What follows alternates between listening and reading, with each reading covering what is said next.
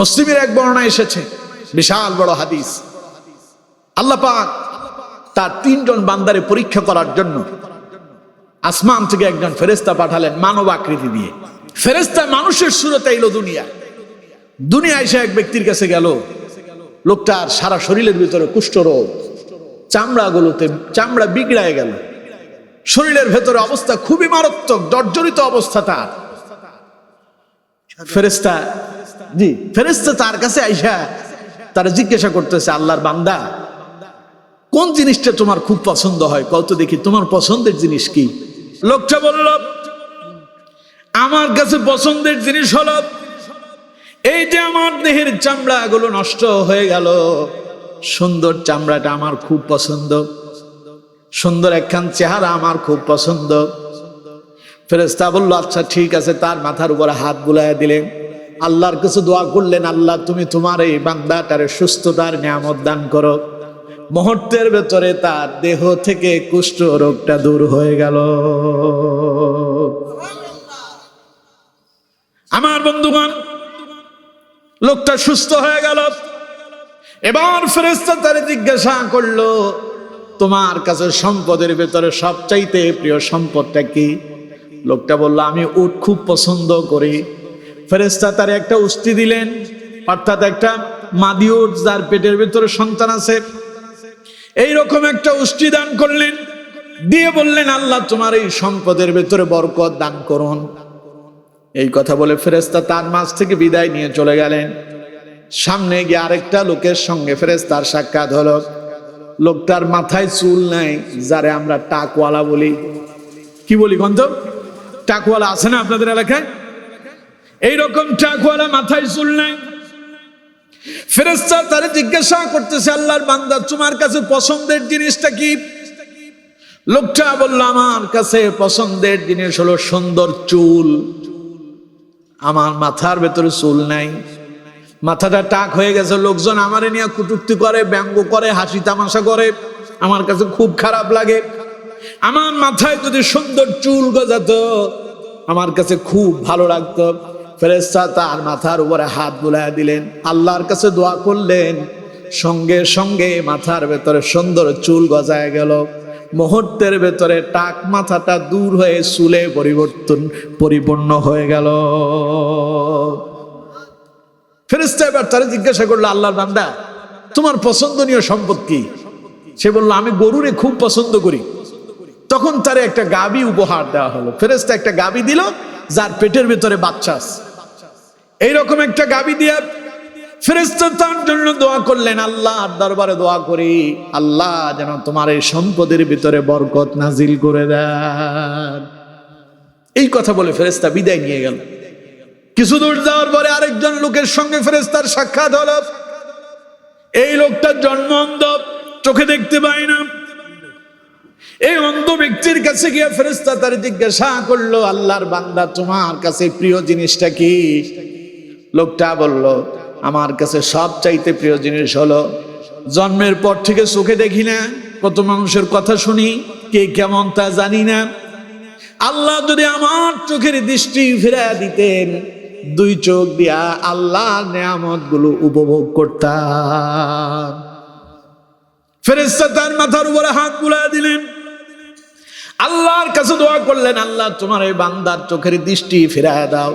মুহূর্তের ভেতরে জন্ম অন্ধ লোকটা দৃষ্টি ফিরে পেল, আর আল্লাহর জমিনে আল্লাহর এই নিয়ামত সে দেখতে পেল। ফেরেশতা তারে জিজ্ঞাসা করলো, আল্লাহর বান্দা তোমার কাছে প্রিয় সম্পদ কি? কোন জিনিসটারে তুমি পছন্দ করো, কোন সম্পদরে তুমি ভালোবাসো? লোকটা বললো, আমি ছাগল পছন্দ করি। তারে একটা বকরি দেওয়া হলো, অর্থাৎ মহিলা ছাগল, পেটে তার বাচ্চা আছে, এমন একটা ছাগল তারে বকরি উপহার দিয়ে ফেরেশতা তার জন্য দোয়া করলেন, আল্লাহ তার এই সম্পদের মাঝে তুমি বরকত দান করো। ফেরেশতা চলে গেলেন, ফিরে গেলেন আসমানে।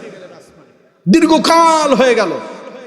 ইতিমধ্যে এই তিনজনের অবস্থা হলো এমন, যারে একটা ওট দেওয়া হয়েছিল তার ওট এখন আর একটা দুইটা নয়, বিশাল মাঠ ভর্তি তার ওট।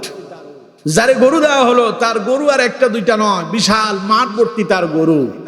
যারে ছাগল দেওয়া হলো তার ছাগল আর একটা দুইটা নয়, তার মাঠ ভর্তি ছাগলে পরিপূর্ণ হয়ে আছে। বলেন সুবহানাল্লাহ। দীর্ঘ কাল যাওয়ার পরে আল্লাহ আবার ওই ফেরেশতারে পাঠালেন, আবার মানব আকৃতিতে সেই আগের রূপে সেই ফেরেশতা ফিরে এলো। প্রথমে সেই কুষ্ঠরোগীওয়ালা লোকটার কাছে গেল, গিয়ে বলল, আল্লাহর বান্দা, আমি একজন মুসাফির মানুষ, আমি মুসাফির অবস্থায় এসেছিলাম, আমার সঙ্গে আমার যত সম্পদ ছিল সব পুরায় গেল, এখন আমার কাছে আর কোনো সম্পদ নাই, আমি যে বাড়িতে ফিরে যাব, বাড়িতে ফিরে যাওয়ার মতো আমার কাছে কোনো সম্পদ নাই। আল্লাহর বান্দা, এই মুহূর্তে আল্লাহর সাহায্য আর তোমার পক্ষ থেকে কিছু সাহায্য ছাড়া আমি বাড়িতে যেতেই পারবো না। আল্লাহ তো তোমার অনেক ওট দিয়েছে, এখান থেকে তুমি আমার একটা ওট দিয়ে দাও, সে ওটের পেটে সার হয়ে আমি আমার বাড়ি পর্যন্ত যেন যেতে পারি। লোকটা কয়, এটা কি মামুর বাড়ির আবদার যে তুমি একখান ওট চাইলে আমি তোমারে দিয়ে দেব? তখন ফেরেশতা বলল যে, তোমারে দেখে আমার চেনা চেনা মনে হয়, তোমার না একসময় মনে হয় কুষ্ঠরোগ ছিল, তুমি না বড় অভাবী ছিলে? সে বলতেছে, কে বলেছে এইসব কথা? মিথ্যা কথা বলবে না। আমার বাপ দাদার 14 গোষ্ঠীর সম্পদ এগুলো, আমরা তখন থেকে পয়সাওয়ালা, কিসের কুষ্ঠরোগ? জীবনে আমার কোনোদিন রোগই ছিল না। ফেরেশতা বললেন, তুমি যদি মিথ্যাবাদী হও, আল্লাহ তোমার আগের মতো বানায় দেন। সে আবার আগের মতো হয়ে গেল। আল্লাহু আকবার। আর জোরে কোন আল্লাহু আকবার। আল্লাহ পাক বলছেন, ওয়ালা ইন কাফারতুম, যদি অকৃতজ্ঞ হও, ইন্না আযাবি লাশাদীদ, ভয়ানক আযাব তোমার জন্য রেখে দিয়েছে। লোকটা অকৃতজ্ঞ হলো, আল্লাহ তার যে সুস্থ বানায় এই সম্পদ দিলেন, সে অস্বীকার করল। মুহূর্তের ভেতরে ফেরেশতার বদদুয়ার সাথে সাথে আবার ধ্বংস হয়ে গেল। সামনে আরো কয়জন আছে, ওদের সাথেও সাক্ষাৎ হবে। ফেরেশতার সামনে এগিয়ে গেল, ওই টাকওয়ালার বাড়ির সামনে গিয়ে তার দরজায় দাঁড়ালো। তার বাড়িতে বিশাল গরুর একটা বিশাল গোয়াল ঘর, অনেক গরু সেখানে, মাঠ ভর্তি গরু। ফেরেশতা সেখানে গিয়ে তারে বলল, আল্লাহর বান্দা, আমি একজন মুসাফির মানুষ, মুসাফির অবস্থায় আমার সঙ্গে যে সম্পদ ছিল সব পুরায় গেছে, আমি নিঃস্ব হয়ে গেলাম।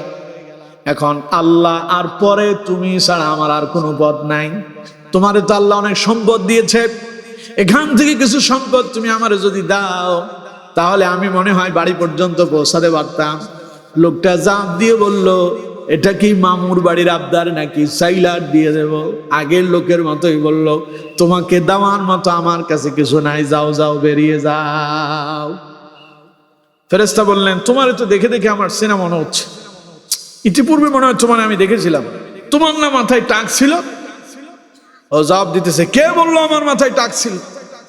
জীবনে কোনোদিন আমার মাথার চুলই পড়ে নাই।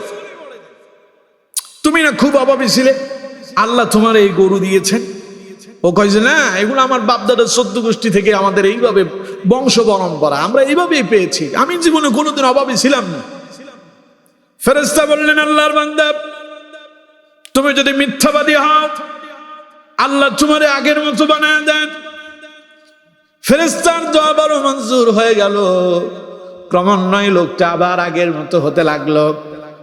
এবার ফেরেশতা গেলেন 3য় নাম্বার ব্যক্তি, জন্ম অন্ধ মানুষটির কাছে গিয়া বললেন, আল্লাহর বান্দা, আমি বড় বিপদে পড়েছি, আমি মুসাফির মানুষ, আমার সঙ্গে আমার যে সম্পদ ছিল মুসাফির অবস্থায় সব শেষ হয়ে গেছে, আমি এখন নিঃস্ব হয়ে গেলাম।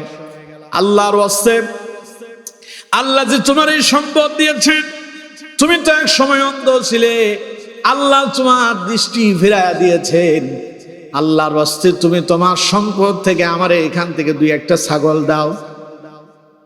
লোকটা বলল, আল্লাহর বান্দা, কে তুমি? আমি তোমারে চিনি না, তবে তুমি যে বলেছো আমি জন্ম অন্ধ ছিলাম, কথাটা সত্য ছিল। এই ছাগলগুলো আমার না, এগুলো আল্লাহ আমারে দিয়েছেন, এই কথা সত্য। আল্লাহর বান্দা, আমার মাঠ ভর্তি যেই ছাগল দেখতে পাচ্ছ, তুমি যেহেতু আল্লাহর ওয়াস্তে আমার কাছে চেয়েছো, তোমার যদি মনে চায় মাঠের সব ছাগল তুমি তোমার সঙ্গে নিয়ে যেতে পারো। কারণ আমি এক সময় নিঃস্ব ছিলাম, অসহায় ছিলাম, আমি চোখে দেখতে পেতাম না, আল্লাহ আমার এগুলো দান করেছেন, সুতরাং তুমি চাইলে সঙ্গে নিয়ে যেতে পারো। যদি তোমার মনে চায় আমার পরিবারের জন্য দুই একটা রেখে গেলে যেতে পারো, এটা তোমার ইচ্ছা দিন। ফেরেশতা তখন বলল, আল্লাহর বান্দা তুমি পরীক্ষায় পাশ করছো, আমি তোমার কাছ থেকে একটা বকরিও নিয়ে যাব না, ছাগল নিয়ে যাব না। আল্লাহ তোমাদের তিনজনের কাছে আমাকে প্রেরণ করেছেন তোমাদেরকে পরীক্ষা করার জন্য।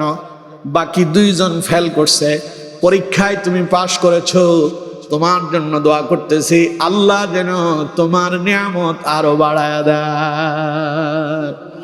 এই জন্য আল্লাহ রাব্বুল আলামিন বলছেন, লা ইন শাকারতুম লা আযীদান্নাকুম ওয়া লা ইন কাফারতুম ইন্না আযাবি লাশাদীদ।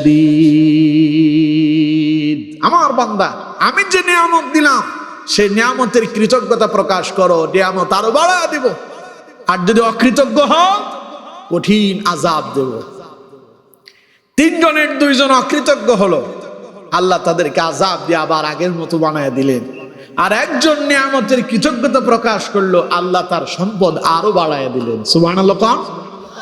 তো আজকে যে আয়াতটা আপনাদের সামনে তিলাওয়াত করলাম, সেই আয়াতে আল্লাহ রাব্বুল আলামিন আমাকে আপনাকে তাম পৃথিবীর সমস্ত মানুষদেরকে আল্লাহ পাক ডেকে বললেন, ফাযকুরুনি আযকুরকুম ওয়াশকুরুলি ওয়ালা তাকফুরুন। আমার বান্দা তুমি আমার স্মরণ করো, আমিও তোমার স্মরণ করব।